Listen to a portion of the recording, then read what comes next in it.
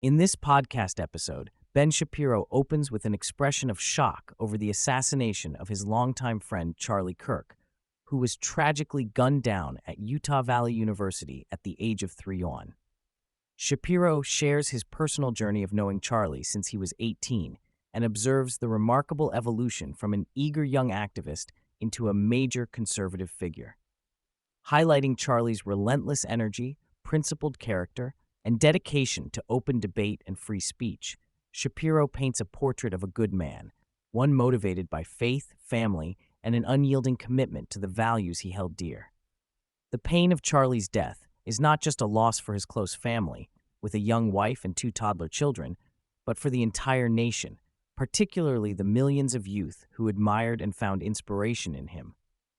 Ben reflects on the scope of Charlie's career, noting how he built Turning Point USA from the ground up into an organization that galvanized tens of millions of young Americans around conservative principles.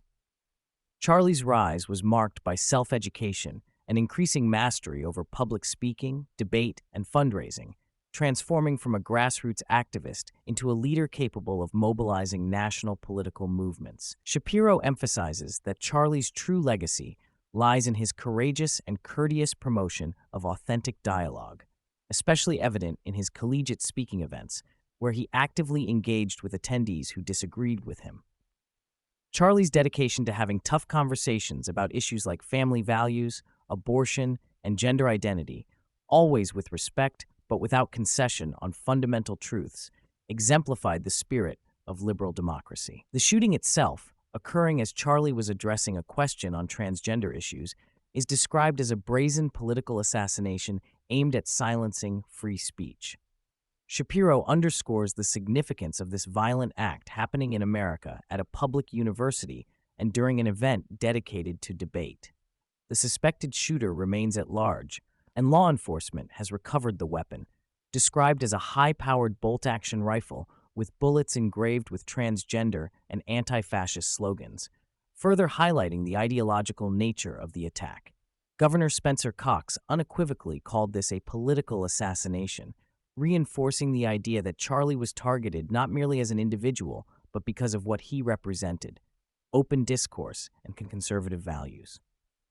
President Trump, through an Oval Office statement, mourned Charlie as a patriot and a martyr for free speech, announcing a posthumous award of the Presidential Medal of Freedom.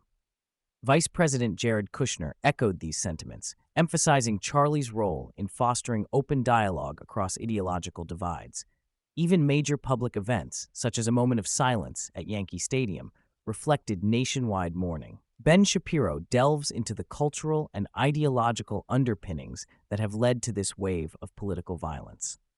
He diagnoses a widespread permission structure, especially among radical left-wing elements, that dehumanizes political opponents and legitimizes violence as a means of political expression.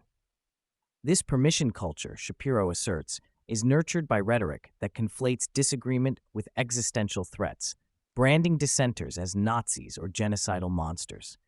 The engravings on the ammunition used and the celebrations by fringe social media groups like Blue Sky and TikTok users underscore an alarming socio-political sickness. Shapiro contrasts this with historical precedents of political violence in the U.S., noting that while acts of violence politically motivated are not unprecedented, this current moment signals a dangerous escalation.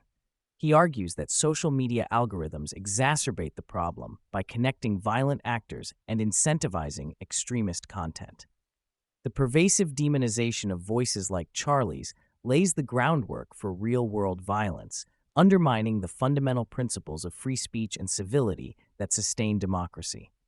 The broadcast critiques the mainstream media's response to the assassination as often inadequate or even counterproductive.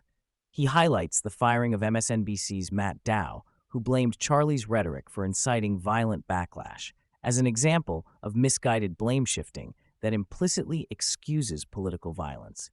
Instead of condemning the movements and ideologies that foster permission to kill, many media figures resort to vague calls for lowering the temperature without addressing root causes. Shapiro also remarks on the reactions from political figures. Democratic Congresswoman Alexandria Ocasio-Cortez condemned the violence, but framed it within generic calls to end gun violence, ignoring ideological motives. A controversial episode in the House of Representatives, during a moment of silence and prayer for Charlie, met with shouted objections, exemplifies the deep partisan divisions and lack of mutual respect. Meanwhile, the Utah governor and several Republicans have called out the radical left for fostering an assassination culture, a phrase poignantly echoed in Charlie's own tweets weeks earlier, warning of such a toxic atmosphere on the left. Throughout the podcast, Shapiro continually returns to the personal, human side of Charlie Kirk. Beyond his public image and political influence, Charlie was a devoted husband and father. Shapiro recounts Charlie's embrace of family life, showing videos of tender moments with his young daughter and recalling Charlie's emphasis on courage, faith, and legacy in his own words. The grief is compounded by the reality that Charlie's wife and children now face life without him.